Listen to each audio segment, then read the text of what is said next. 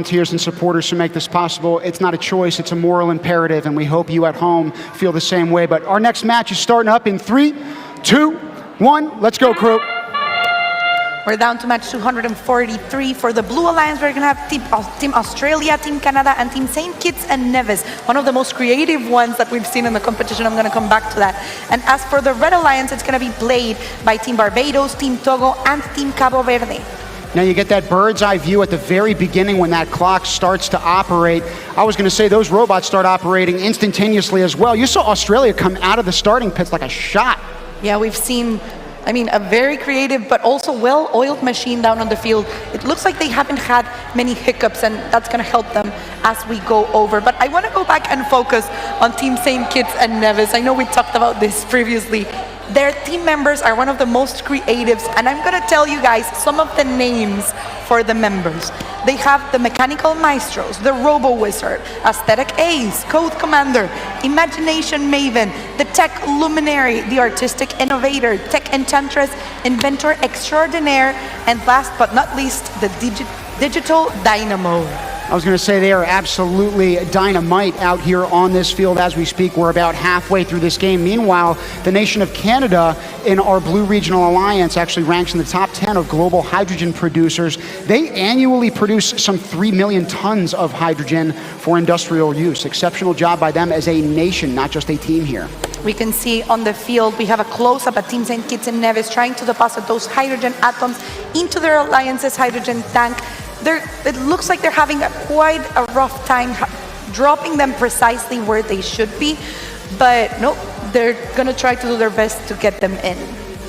I was going to say you need quite a brute and blunt amount of force to try to get those green hydrogen particles over that lip. We'll see if they can get some alignment here after getting those hydrogen particles in that tank as well. Remember, they're going to have to push that plastic tank to their respective corner of the field where those color-coded alliances indicate where alignment takes place. We're here in the last 30 seconds of the match. The Red Alliance trying to focus on getting the tank aligned under the oxygen accumulator to hopefully get the fuel cell activated. But on the other side, we have what I believe is 2 robots already within the reservoir boundary, looking to get those 5 points for both alliances as we speak. Pretty tight quarters inside of that central hydrogen hub that you see. There are vertical metal bars, there are horizontal metal bars, and it, again, in terms of panic and pandemonium in that last 10 seconds, holds for every single match. And we have finished match number 243. I think it's going to be very interesting, to see how the teams that are actually doing very well on the rankings are going to be taking an eye on everyone around them, for strategy for the playoffs later today.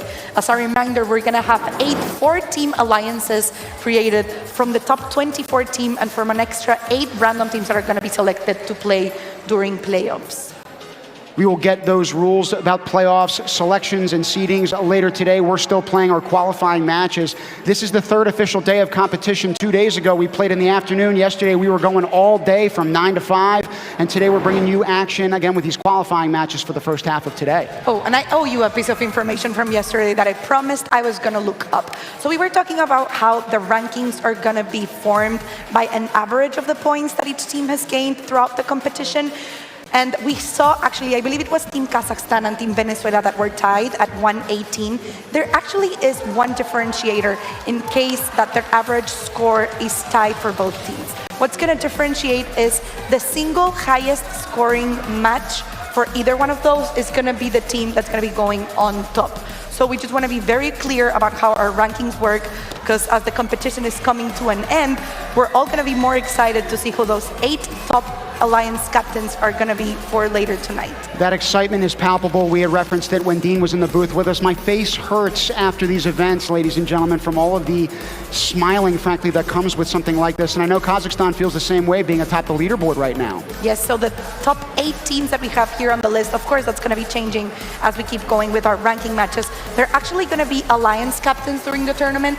The rest of those 24, it's going to be the other 16 teams that are on top of the ranking are going to be on those 8 alliances as well.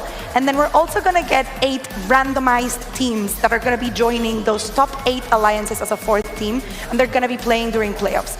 We do that to give every team the opportunity to join us during those final matches and just amp up the excitement. Now, even though you see those numbers next to those country and team names, we can by no means quantify the amount of excellence that exists within the four walls here at Singapore Expo. Again, every single story is exceptional. You just need to take the time to talk to these kids.